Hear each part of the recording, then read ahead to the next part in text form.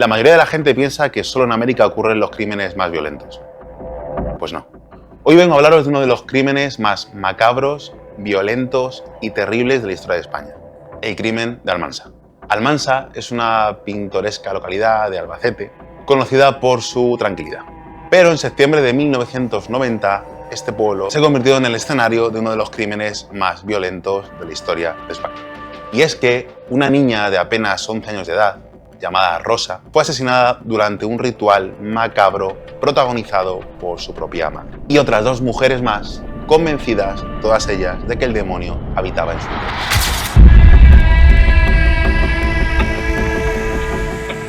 Rosita, como la conocían sus amigos y familiares, era una niña normal que vivía en Almansa, junto a su madre Rosa. Su padre había abandonado a la familia hace ya algunos años, y la pequeña entonces se encontraba bajo el cuidado de su madre Rosa. Pero Rosa no era una mujer cualquiera, era curandera. De hecho, era muy famosa en el pueblo por sus rituales de santería y espiritismo. Y es que muchas personas acudían a ella en búsqueda de una solución a sus problemas, como por ejemplo enfermedades, problemas amorosos o de cualquier otra índole. Y es que Rosa desde muy pequeña empezó a introducirse en este mundo, de lo esotérico, del uso de plantas con fines medicinales o para cualquier otra cuestión. Y es que además Rosa estaba convencida de que poseía un don y que además podría emplear este don para ayudar a otras personas. Ya no solo en el arte de la propia curación con el uso de estas plantas, sino también en el arte de la adivinación. Y es que para muchos en el pueblo, Rosa era una figura de respeto y admiración. Y por qué no, también una figura misteriosa, ya que Rosa combinaba entre sus prácticas no solo el espiritismo, sino también la santería y la religión. Y es que con el tiempo además empezó a rodearse con otras mujeres que practicaban la misma profesión, vamos a decir. Entre ellas sus dos vecinas muy cercanas, que además más tarde serían cómplices de este macabro crimen. Y es que estas mujeres estaban convencidas de que Rosa tenía dones sobrenaturales y por eso era capaz de ayudar a las personas del pueblo. De hecho, le iba también a Rosa que su propio marido le ayudaba con las gestiones, con las cuentas e incluso preparaba la sala en la que Rosa desplegaba sus supuestos poderes. Pero un rumor curioso empezó a correr por Almansa. El rumor consistía en que supuestamente los mejores curanderos trabajaban junto a sus hermanas.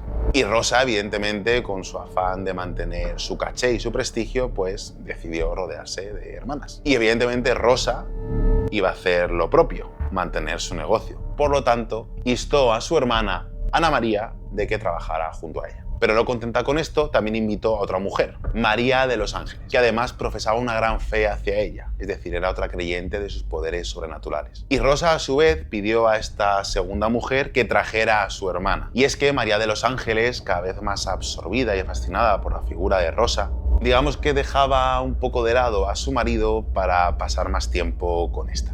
Incluso Rosa acabó convenciendo a María de los Ángeles de que su marido estaba poseído por el mal. Y además sería este el responsable de que sus hijos tuvieran una actitud rebelde. No vaya a ser que fueran cosas de la edad. Además, Rosa propuso a María de los Ángeles y a Mercedes que se convirtieran también en sus amantes. A medida que Rosita, la hija de Rosa, se acercaba a la pubertad, con 11 años, evidentemente empezó a mostrar algunos cambios en su comportamiento.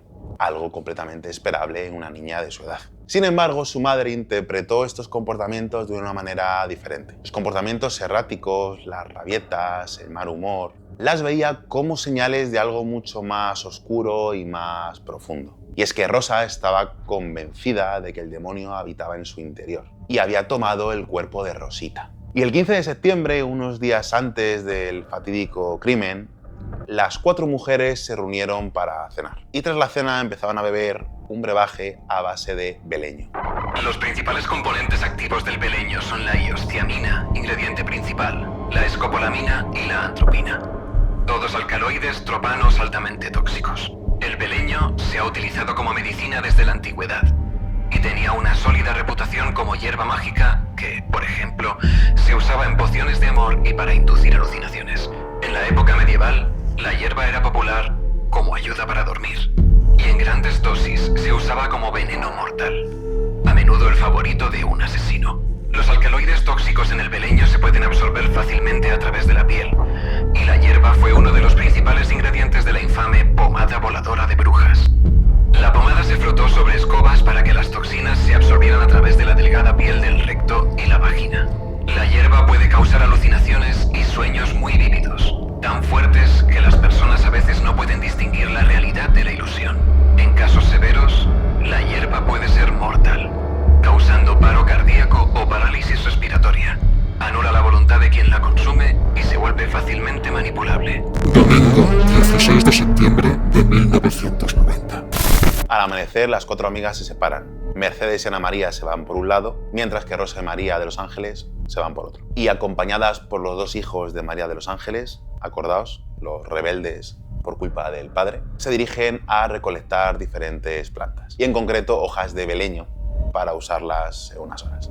Además, intentan convencer a Mercedes y a Ana María de que se unan a sus rituales sexuales, intentando anular así su voluntad. Rosa y María de los Ángeles, junto a los niños, van a la casa de Rosa, donde llaman a Mercedes y a Ana María para que las visiten. Sin embargo, solo Mercedes acepta la invitación. Y en un delirio provocado por sus mentes y también por la droga, Rosa y María de los Ángeles, creyendo ser Jesucristo y la Virgen María, anuncian que van a casarse e invitan a Mercedes a que se una a ellas. Como vemos, el beleño ha empezado a hacer efecto ya, provocando además una conducta violenta en las tres mujeres. Destruyen muebles, se desnudan, se autolesionan con cristales rotos, se inducen el vómito y defecan por la casa, además de mantener relaciones sexuales entre ellas. Al caer la noche, Rosa cree que María de los Ángeles está poseída por su difunto marido y lo sigue culpando por todo el sufrimiento y el comportamiento rebelde que tienen sus hijos. Rosa intenta liberar a María de los Ángeles como a los niños, forzándolos a vomitar metiéndole los dedos hasta la garganta, lo que provoca heridas y algo de sangre. Más tarde, Martín, preocupado por la hora y porque los niños tienen colegio al día siguiente, llega a casa de Rosa para recogerlos y convencer a María de los Ángeles de que vuelva a casa. Sin embargo, las mujeres lo reciben de manera muy violenta y le niegan la entrada. A pesar de eso, a pesar de su resistencia, Martín consigue llevarse a los niños de allí. Aunque insiste a María de los Ángeles que regrese con él, ella se niega, prefiriéndose quedar con Rosa, su amante. Lunes 17 de septiembre de 1990. Jesús Fernández, alarmado por la situación y por lo que estaba ocurriendo en su propia casa, contacta a su hermana Josefa y a su cuñada Ana María. Los tres deciden hablar con Rosa, María de los Ángeles y Mercedes, para intentar hacerles entrar en razón. Sin embargo, Rosa, con su gran habilidad para manipular, les convence de que ella está haciendo una labor importante, que no es otra que liberar el mal que habita sus cuerpos. Todos vuelven a la casa de Rosa y Jesús y en el dormitorio principal comienza un nuevo ritual. María de los Ángeles parece estar sufriendo y Rosa decide realizar un exorcismo frente a todos. María de los Ángeles afirma que Rosa le ha salvado la vida, a lo que ésta responde: yo no soy Rosa, soy un extraterrestre de otro planeta. Después de esto todo se calma y hacia las 6 de la tarde, Josefa, Ana María y Mercedes se marchan. Por tanto, en la casa se quedan Rosa, María de los Ángeles y Jesús. Pero pronto la locura comenzará a desatarse. Danzas, gritos y rituales diversos toman la noche. Jesús, aunque no puede entrar en la habitación, es testigo de lo que sucede desde fuera. A medianoche, Mercedes regresa y Jesús, desesperado, espera que ella pueda ayudarle a sacar de allí a Rosa y a María de los Ángeles. Pero en vez de eso, Mercedes decide unirse al caos. Entonces, ahora mismo las tres mujeres se encuentran en la habitación, consumiendo además beleño. Y, como no, destruyen todo a su alrededor y la habitación se convierte en una mezcla de vómitos y heces. Jesús, ya sin fuerzas, logra entrar en la habitación, pero las mujeres lo golpean y le obligan además a limpiar el desastre. En medio de su desesperación, Jesús escucha a las mujeres decir que por favor que le traigan a Rosita. Sumiso y sin oponer resistencia, les entrega a Rosita. Cierra la puerta y se vuelve a quedar fuera, dejando a Rosita en medio de una escena macabra llena de delirios, heces y vómitos. Las tres mujeres desnudan a Rosita, la colocan en la cama y la cubren con una sábana. La niña se duerme, pero Rosa la despierta y la obliga a levantarse. Temblorosa, Rosita obedece. Mercedes se da cuenta que la niña está temblando y sugiere que si hay que liberarla del supuesto mal, que se haga de una manera rápida. Pero esto enfurece a Rosa, que cree que ahora el demonio también ha poseído a Mercedes. Entonces, Rosa y María de los Ángeles la atacan, convencidas de que deben hacerla sangrar para purificarla. Rosa cree haber liberado a Mercedes, Pero ahora su paranoia se empieza a intensificar, se empieza a hacer más fuerte. Y es que ahora está convencida de que el demonio habita en Rosita. Recordemos, su hija. Y además se dio cuenta de que estaba pasando su primera menstruación. Y entonces llega a pensar que es que está embarazada del maligno, del demonio. Entonces la furia de Rosa se desata contra la niña, golpeándola sin descanso. Rosita grita aterrorizada. Y Jesús, al escuchar los gritos, intenta entrar. Pero las mujeres lo detienen y le golpean también. Jesús, sin el valor suficiente para enfrentarse a ellas, sale en busca de ayuda. Lamentablemente, ninguna de sus acciones pudieron evitar el trágico crimen. Las tres mujeres llevan a la pequeña Rosita a su habitación, la acuestan en una de las dos camas y colocan la otra cama bloqueando la puerta para impedir el paso de cualquier persona que intente entrar. Comienzan nuevamente los rezos, los rituales, los golpes a la niña y los insultos dirigidos al diablo. Jesús regresa a la casa sobre las 6 de la mañana, pero en lugar de llamar a la policía o a las autoridades, decide buscar a su cuñada Ana María. Mientras tanto, los gritos de Rosita continúan y los golpes también. Intentan derribar la puerta, pero es imposible. Jesús y Ana María escuchan durante horas el sufrimiento de la pequeña Rosita. Pero en lugar de intervenir y detener la situación, deciden esperar a que todo pase, ya que anteriormente también habían presenciado otro tipo de rituales y confiaban en que no sucediera nada y que eventualmente todo volviera a la calma. Lo que voy a decir a continuación quizás sea algo extremo. Por tanto, si eres sensible, te invito a que vayas al minuto que pondré aquí a continuación. Rosa abre las piernas de su hija e introduce un dedo en su vagina.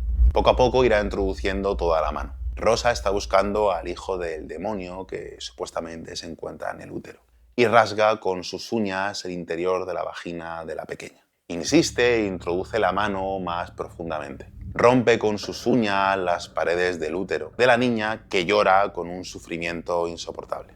Mientras además, María y Mercedes la sujetan. La pequeña pide a su madre que acabe pronto con su sufrimiento.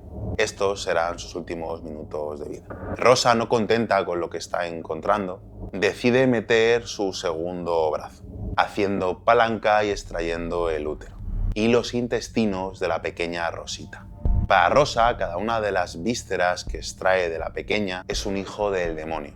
Por suerte, el shock hipovolémico producido por la enorme pérdida de sangre no tardaría en llegar, evitando, si se puede decir, de alguna manera, prolongar el sufrimiento de Rosita, que ya no se encuentra consciente. Al final, Rosita literalmente moría en manos de su propia madre. Rosa seguía extrayendo órganos de la pequeña sin parar, pero ya cansada le pide a María de los Ángeles que continúe ella y sigue sacando diversos tejidos que quedan esparcidos por la habitación. Martes, 18 de septiembre de 1990.